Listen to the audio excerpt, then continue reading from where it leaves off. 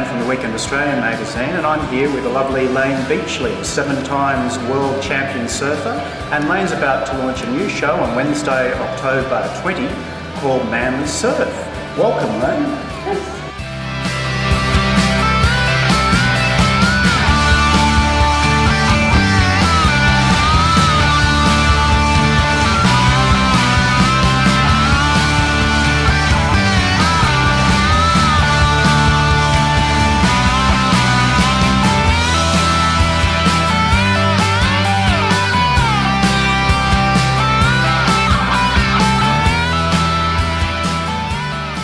Coming through the ranks at Manly Beach, which we now call Mantown, as a tenacious 7-year-old girl called Gidget, was incredibly intimidating, and I think I value those challenges because it taught me to fight for what I believed in. It taught me to be really clear on what my goals were and stay focused on those.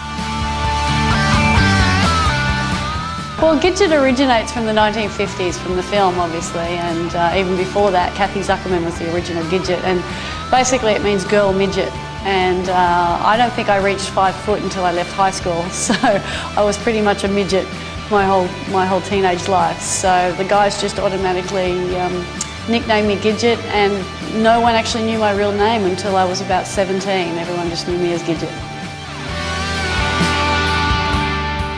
My mother, who adopted me, died when I was 6 years old, so I was then brought up by my dad Neil and my older brother Jason. And Dad was a very encouraging, supportive and nurturing father. He was by no means a soccer dad.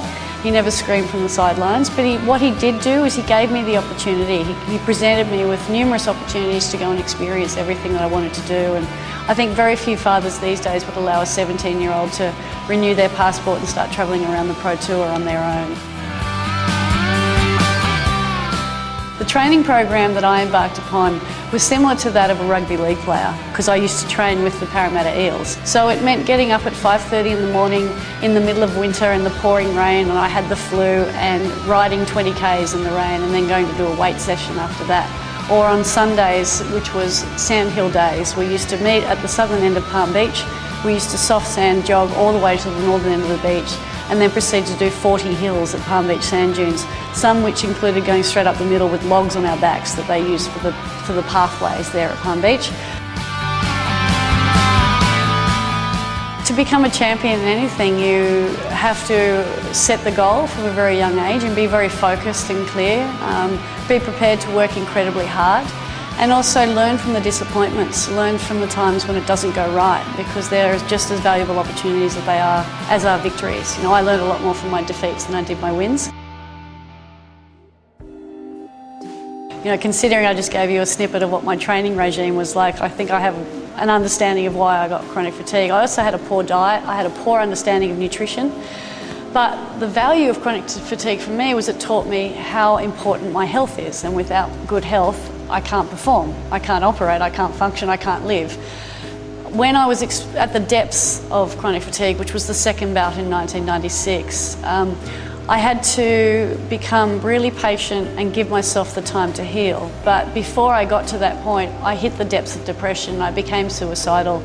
I had suicidal tendencies, and I lost that will and that love for living life. But I have the luxury of 20/20 hindsight, and I realised that it was a very valuable time, because like I said, it taught me the value of my health and taught me the value of listening to my body and listening to the symptoms, as opposed to just continuously trying to push through it and pushing myself too hard. My only fear in life is rejection.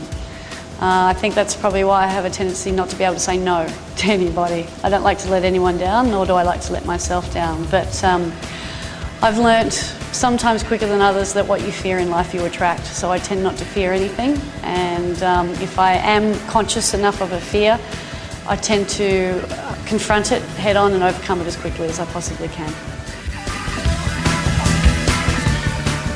Well, obviously a highlight for me was winning 7 world titles.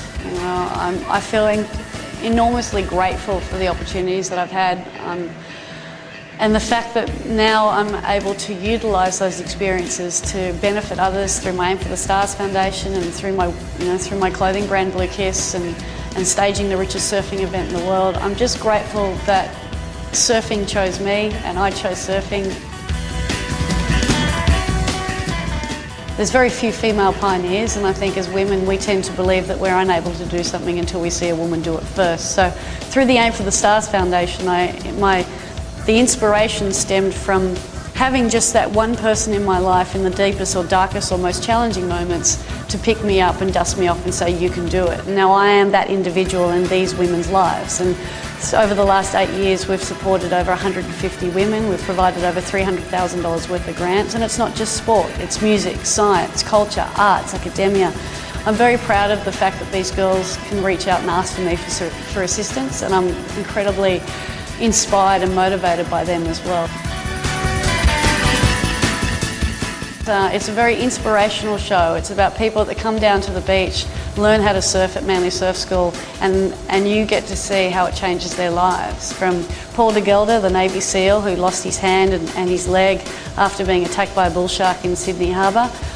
He ventured back into the water for the first time and went surfing and actually stood up. So, there's stories like Paul's and Hazem El Masri and the Muslim movement coming down to the beach and all the women going surfing. It's just a really inspirational tale of how surfing can influence a life in a very positive way.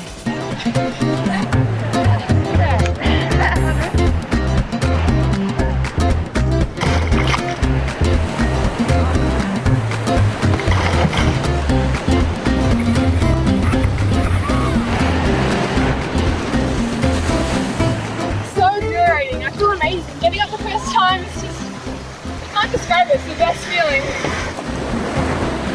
Got pounded. Layne got taken out by a beginner surfer.